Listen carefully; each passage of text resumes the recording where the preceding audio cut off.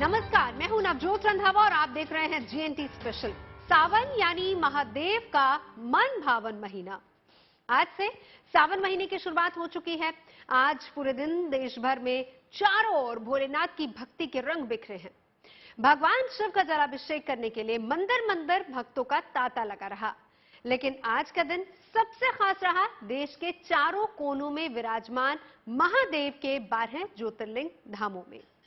उत्तर में केदारनाथ से लेकर सुदूर दक्षिण में रामेश्वरम तक, पूरब में बाबा बैद्यनाथ के धाम से लेकर पश्चिम में सोमनाथ के प्रांगण तक, चारों कोनों के 12 ज्योतिर्लिंग धामों में सावन का पहला दिन महादेव की अद्भुत और अनन्य आस्था के नाम रहा। आज जीएनटी स्पेशल में हम आपको महादेव के इन सभी दिव्य ज्योतिर्लिंग रूपों के दर्शन करवाने जा रहे हैं। देखिए सर।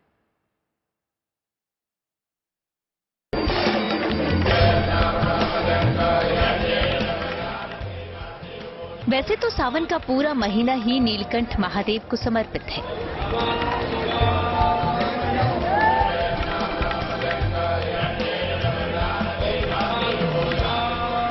लेकिन सावन के पहले ही दिन महादेव के दर्शन और पूजन का अपना ही महत्व है। मान्यता है कि सावन में जो भी भक्त भगवान भोलेनाथ का जलाभिषेक और पूजन पूरे विधि विधान से करता है, उसके सारे दुख दूर हो जाते हैं।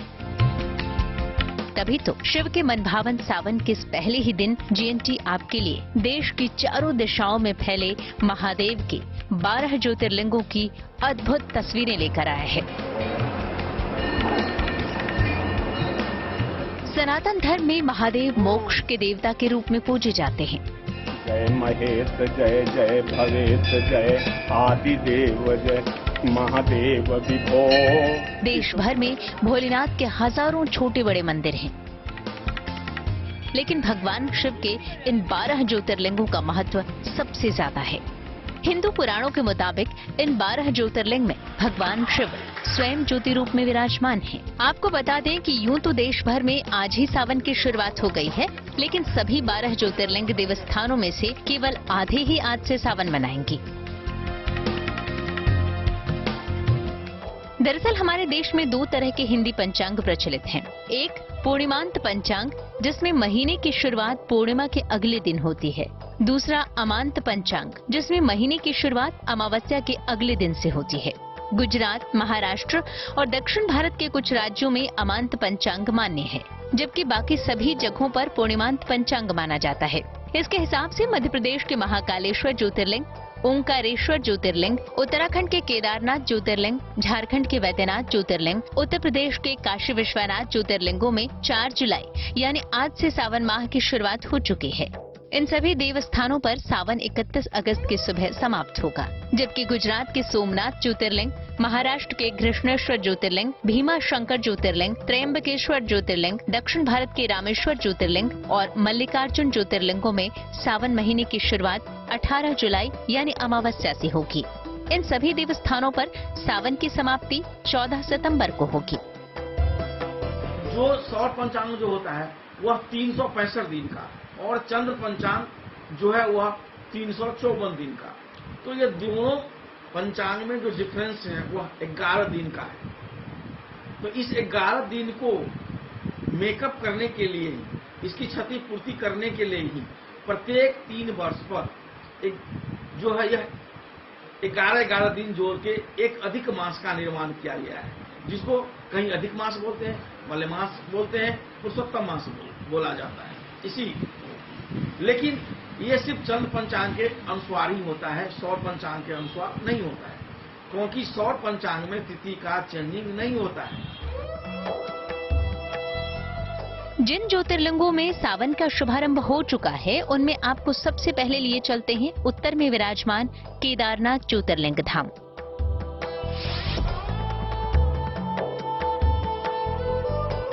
केदारनाथ ज्योतिर्लिंग को भगवान शिव के 5वें ज्योतिर्लिंग के रूप में पूजा जाता है। उत्तराखंड में हिमालय की केदार घाटी में बसे महादेव के इस विराट स्वरूप के दुर्लभ दर्शन करने के लिए भक्तों को 3,500 फीट की चढ़ाई चढ़नी पड़ती है। लेकिन सावन के पहले ही दिन इस मुश्किल यात्रा को पूरी करके महादेव के कितने ही भक्त यहां आशीर्वाद लेने पहुंचे।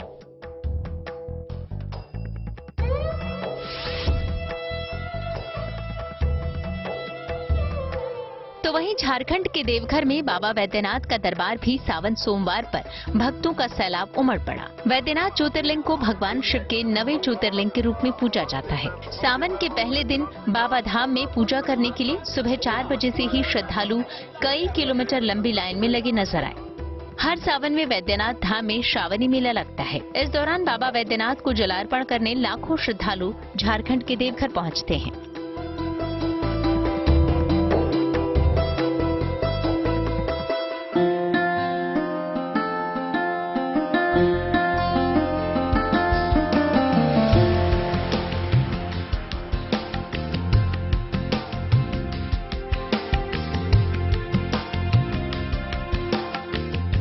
इसी तरह मध्य प्रदेश के उज्जैन में कलकल बहती शिप्रा के तट पर बसते हैं वो महाकालेश्वर महादेव, जिनके आगे स्वयं काल भी नतमस्तक होता है। सावन के पहले दिन महाकालेश्वर मंदिर में भक्ति की भागीरथी बह रही है।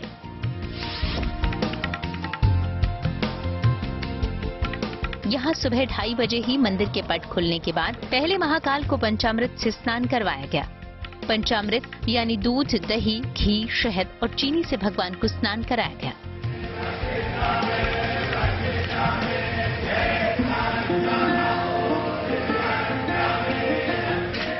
पंचामृत स्नान के बाद शुद्ध जल से भगवान का अभिषेक करने के बाद पुजारियों ने रुद्राष्टाध्यायी का पाठ किया। जो भी हमारा निर्धारित समय होता है उससे 1 से 1.5 घंटा पूर्व भगवान महाकाल के पट खुल जाते हैं। उनका श्रृंगार इत्यादि हो करके बाबा को भस्म अर्पित की जाती है। भगवान महाकाल को अगर हम देखेंगे तो निराकार से साकार और साकार से पुनः निराकार, इस पूरी व्यवस्था को भस्मारती में दर्शाया जाता है। तो सभी भक्तों से अनुरोध है, आग्रह है कि अधिक से अधिक संख्या में पधारें, भगवान महाकाल का दर्शन करें और भस्मारती का आनंद लें और इस दर्शन का दर्शन करके अपने जीवन में परिवर्तन लेकर के आए। इसके बाद शुरू हुआ भोलेनाथ का दिव्य श्रृंगार। श्रृंगार के बाद अक्षत, पुष्प और धूप दीप से महाकाल की पूजा अर्चना हुई। भगवान आशुतोष की इस भव्य आरती के दौरान घंटे, घड़ियाल, डमरू, मंजीरे की ध्वनि से पूरा वातावरण ही शिवमय हो गया। इसके बाद हुई भगवान महाकाल की भव्य भस्म आरती ने भक्तों को आस्था से सराबोर कर दिया।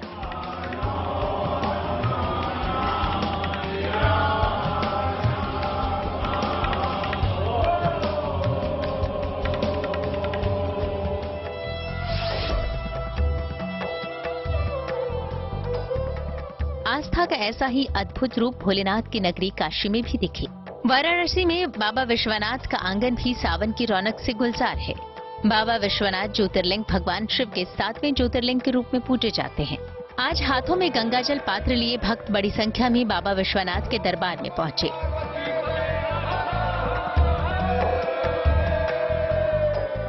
काशी विश्वनाथ कॉरिडोर निर्माण के बाद से इस बार ये दूसरा मौका था जब सावन में भक्त सीधे गंगा घाट से गंगाजल लेकर बाबा विश्वनाथ का जलाभिषेक कर रहे थे। यहाँ सोमवार रात से ही श्रद्धालुओं के आने का सिलसिला शुरू हो गया और सुबह होते ही शिव भक्तों ने सबसे पहले दशाश्वमेध घाट पर पवित्र गंगा नदी में डुबकी लगाई और उसके बाद गंगाजल लेकर चल पड़े बाबा विश्वनाथ का अभिषेक करने।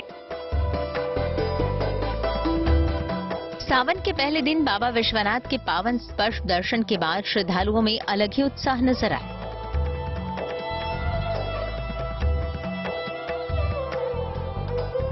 इस बार सावन पूरे 59 दिनों का है, लिहाजा शिव भक्तों को बाबा विश्वनाथ के सावन दर्शन का सौभाग्य भी इतने दिनों तक मिलता रहेगा। उम्मीद है कि इस दौरान 2 करोड़ से ज्यादा श्रद्धालु बाबा विश्वनाथ के दर्शन कर अपना जीवन धन्य करेंगे। लेकिन पहले दिन के दर्शन का उमंग, उत्साह बिल्कुल अलग है। सावन का पहला दिन था तो शुरुआत की है बाबा विश्वनाथ से। विश्व के नाथ हैं तो इसलिए हम यहाँ पे आ गए पहला दिन में और बहुत अच्छा दर्शन हुआ। कोई दिक्कत यहाँ पे नहीं हुआ। व्यवस्था भी सरकार का बहुत अच्छा है, बहुत बढ़िया है। युगों युगों से महादेव के इन पावन ज्योतिर्लिंगों से निकलता आस्था का प्रकाश चराचर जगत को भोलेनाथ की भक्ति से सराबोर कर रहा है। सावन के महीने में ये आस्था अपने सबसे भव्य रूप में नजर आती है। Bureau report, good news today.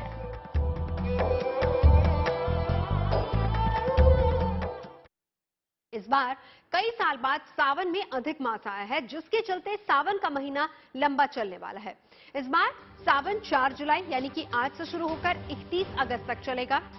इस तरह सावन 59 दिनों का होगा।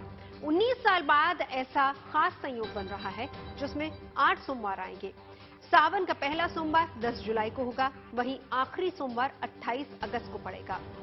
लेकिन 18 जुलाई से 16 अगस्त तक मलमास होगा, लिहाजा इस दौरान पड़ने वाले सोमवार में व्रत मान्य नहीं होंगे।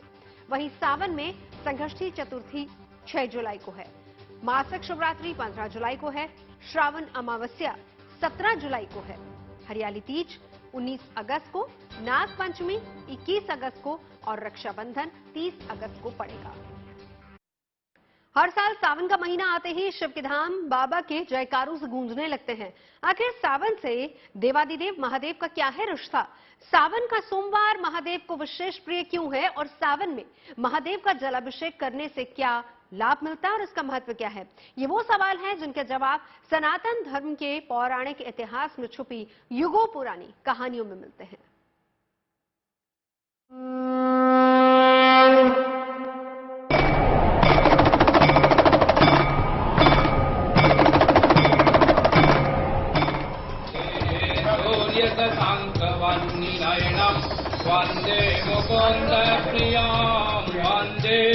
हर तरफ बम बम भोले का जय घोष।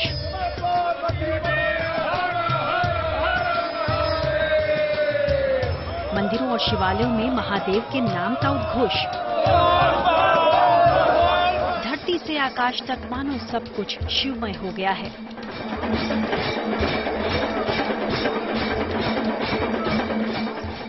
हर तरफ भक्ति, उमंग, उल्लास की तस्वीर है। ये इस सावन की पहली छटा है।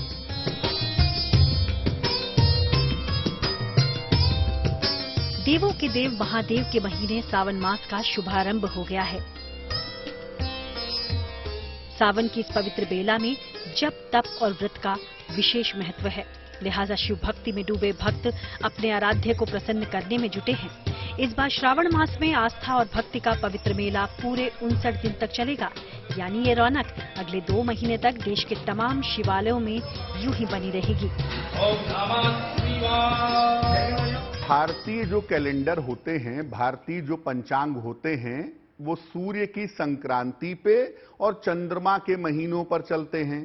तो सूर्य की संक्रांति और चंद्रमा के महीनों को मिला करके लगभग 1 साल में 11 दिनों का अंतर आ जाता है। ये 11 दिनों का अंतर हर तीसरे साल में 1 महीना हो जाता है, इसीलिए हर तीसरे साल में अधिक मास आ जाता है। ये जो अधिक मास है ये गणनाओं के हिसाब से अलग अलग महीनों में पड़ता है और इस बार गणना के हिसाब से ये अधिक मास सावन के महीने में आ रहा है। शास्त्रों के अनुसार सावन का विशेष धार्मिक आध्यात्मिक महत्व भी है, क्योंकि सावन का महीना शिव को बेहद प्रिय है।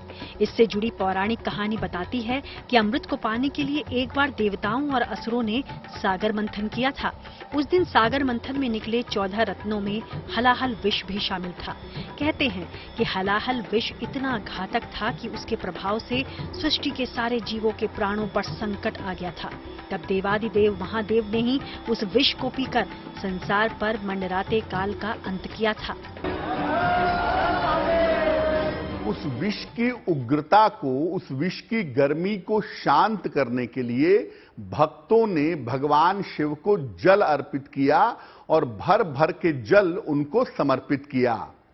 तब से सावन के महीने में भगवान शिव को जल चढ़ाने की परंपरा चली आ रही है और सावन के महीने में ही भगवान शिव का जो कल्याणकारी स्वरूप है वो दुनिया के सामने आया।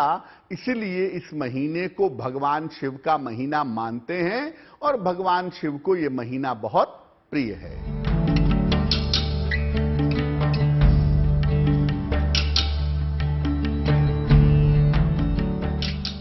शिवपुराण की विद्येश्वर संहिता के अध्याय 16 में शिवजी कहते हैं कि सभी मासों में श्रावण मुझे सबसे अधिक प्रिय है। इस महीने में श्रवण नक्षत्र वाली पूर्णिमा रहती है। इस कारण इसे श्रावण मास कहते हैं। मान्यता है कि इसी महीने में देवी पार्वती ने भगवान शिव से विवाह के लिए तपस्या शुरू की थी। कई सालों की तपस्या के बाद शिव ने प्रसन्न होकर इसी महीने में उन्हें वरदान दिया था। माना जाता है कि इसलिए भी शिव को सावन महीना बेहद प्रिय है। एक मान्यता ये भी है कि भगवान शिव सावन महीने में ही पृथ्वी पर अपने ससुराल गए थे।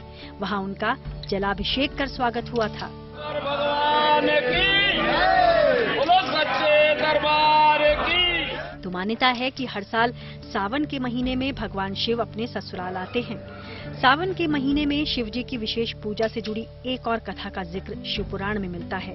इस कथा के अनुसार मर्कंडू ऋषि के पुत्र मार्कंडेय ने लंबी उम्र के लिए श्रावण में ही घोर तपस्या कर शिव जी से कृपा प्राप्त की थी, जिससे यमराज भी मार्कंडेय के प्राण नहीं ले पाए और वो अमर हो गए। इस वजह से लंबी उम्र पाने, अकाल मृत्यु और बीमारियों से छुटकारे के लिए सावन में शिव जी की विशेष पूजा का विधान है।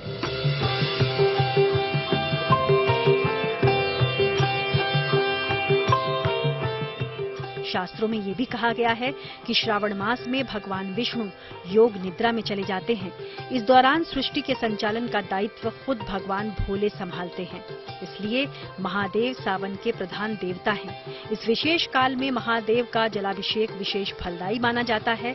यही वजह है कि सावन में शिव मंदिरों में बड़ी तादाद में भक्त पहुंचते हैं, उनका पूजन अर्चन करते हैं और अपने आराध्य का आशीर्वाद पाते हैं।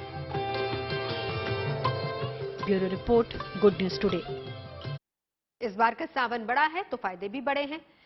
अब की सावन में खरीदारी और नए काम की शुरुआत जैसे कामों के लिए 16 दिन शुभ रहेंगे, यानी 16 दिन तक शुभ योग बनेगा। तो आइए आपको बताते हैं सावन में कौन कौन से शुभ योग बनने जा रहा है।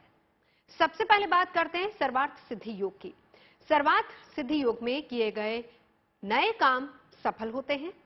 इस दौरान किए गए पूजन कर्म सिद्ध होते हैं, यानी सफल होते हैं। अब के सावन में 9 जुलाई, 11, 23, 27 और 30 जुलाई को सर्वार्थ सिद्धि योग बन रहा है। इसके बाद 6 अगस्त, 9, 14, 15, 20 और 24 अगस्त को। तो वहीं अमृत सिद्धि योग की बात अगर की जाए तो ऐसी मान्यता है कि इस योग में शुरू किए गए काम लंबे समय तक लाभ देते हैं। ज्योतिष गणनाओं के हिसाब से इस बार सावन में 11 और 23 जुलाई और उसके बाद 20 अगस्त को अमृत सिद्धि योग बनेगा, जबकि 25 जुलाई और 12 अगस्त को द्विपुष्कर योग बनने वाला है। ज्योतिष शास्त्र में माना गया है कि नया मकान खरीदने या फिर नया वाहन लेने जैसे कामों के लिए त्रिपुष्कर योग को शुभ माना जाता है और इस बार 4 जुलाई को ये योग बनने जा रहा है। तो वहीं 14 अगस्त की दोपहर 12 बजे से 15 अगस्त की दोपहर 2:20 तक पुष्प नक्षत्र का योग होगा। ये शनि का नक्षत्र है और शनि के नक्षत्र में की गई खरीदारी ज्यादा समय तक लाभ देती है।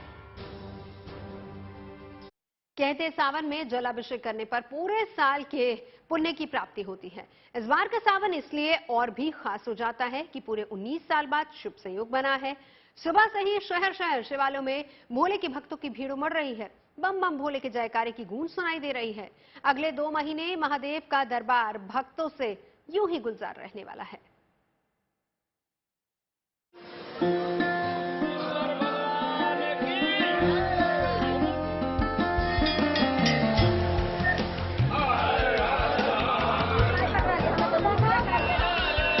हर हर महादेव के उद्घोष से समूचा वातावरण शिवमय है। शिवालयों में श्रद्धालु महादेव का जलाभिषेक कर रहे हैं। सावन के पहले दिन देश भर के मंदिरों में भोले के भक्तों का तांता लगा है।